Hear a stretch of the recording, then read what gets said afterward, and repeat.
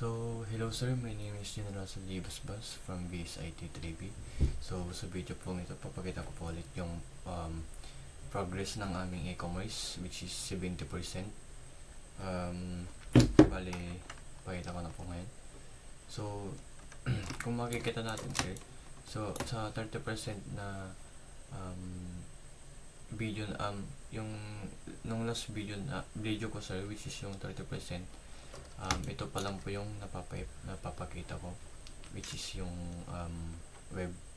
So ngayon, meron na po kami nagawin ditong mobile sir. Ito. Then meron din po kaming admin web. Bali, ang kulang na lang po namin is tawag doon, yung mobile na admin sir. So unahin ko po muna dito sa mobile. Kung makikita nyo sir, pagkapindot natin ito, mapupunta agad tayo dito sa home or dashboard ng aming e-commerce. Ayan, kung makikita nyo sir, ayan, na-scroll down siya. Then pagka-search, ayan, pwede tayo mag-search dito, or ito yung mismo yung recently search natin. Ayan, ayan, meron din itong notification, yung fax, tag dito, profile. Ayan. So, pagkapindot naman natin dito sa add to cart sir, makikita natin yung mga na-add to cart po natin. Ayan. Then, pagka check out natin, ay wala, hindi po pwede. So, ayun lang sir. Ayan. Or siguro po pwede tayo pumindot dito. So, ulitin ko lang. Baling gumawa ba dito is si Denver. And pagka-check tayo, yan. Pagka-pindot natin ng isang item, yan sir. Then, pag-pindot natin yung add to cart, pupunta dyan.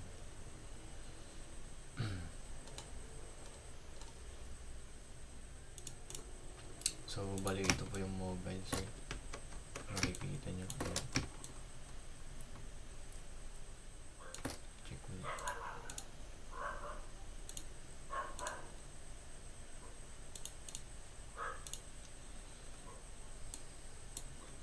Pwede rin tayo mag-click sa iba. Ayan, so then add to cart natin. Yan, mapupunta sa add to cart. Sign up naman, may profile. Ayan sir. Address. Ito sir, address. Notification settings, ayan.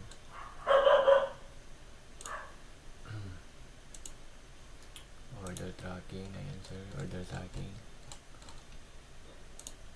Wishlist, ayan. Ito yung mga wishlist.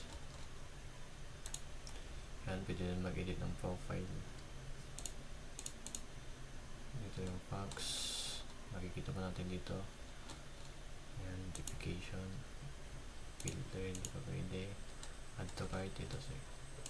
So ngayon, bali proceed naman po tayo sa admin dashboard sir, which is dito sa web.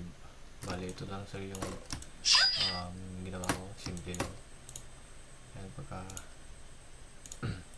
pagka pindot natin itong admin, so first mapupunta sa dashboard.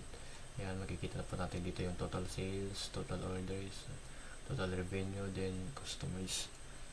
Dito makikita rin po natin yung sales rep overview, pero di ko pa nalagyan sir ng parang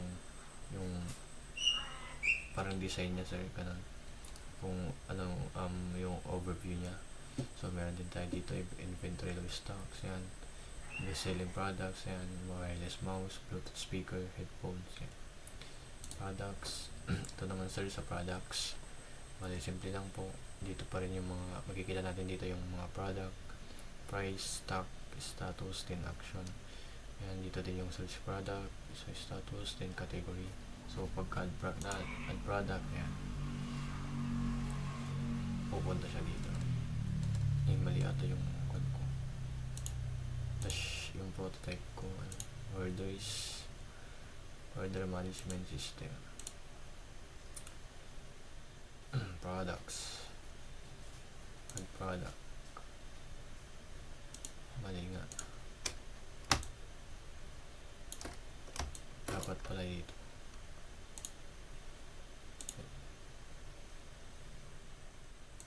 Ilagay ko lang dito sir, para di kayo malito. Bali, dito ako dun sa prototype ko. So ulitin ko lang sir, ito dashboard, products, ayan, pagka-add product, ayan. Pwede ito maglagay ng product name, genre, price, then description. Then next one is orders, ayan.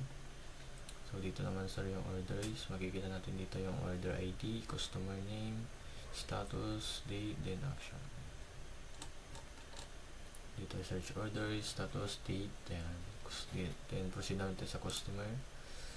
So bali ganito lang po yung customer sir. Dito pa rin yung customer name, total orders nila, total spent, ganun, status, tapos action. Search name or email, status, size, spend. Then sa reports naman sir, ayan, kikita po natin dito yung time range, which is last 7 days, reports, ayan. Dito yung total sales, total order, then yung sale overview ulit dito, sales by channel, meron dito web, then web mobile, products, product A, sales 50, revenue 5,000. So dito naman sa settings, ayan sir, dito yung account details, change password, yan, payment methods, email notifications, then dito yung para account, tapos dito yung email ng tab dun e-commerce namin, then yung sample number. Then dito naman sa support, ayan, meron dito yung fax, contact support, then support ticket. So pagka click natin itong view fax, ayan, may mga Q&A, then contact support, dito yung email number, ayan, submit request form, then live chat Monday to Friday 9 AM 6 PM. Ticket status, open, receive and waiting, progress, ayan. Yan lang sir. So bali yun lang po yung admin web namin sir. So bali wala pa po yung mobile admin, and yun na lang po yung kulang namin. So yun lang po sir. I hope na nag-enjoy po kayo sa video ito, and thank you po sa panonood sir. God bless po.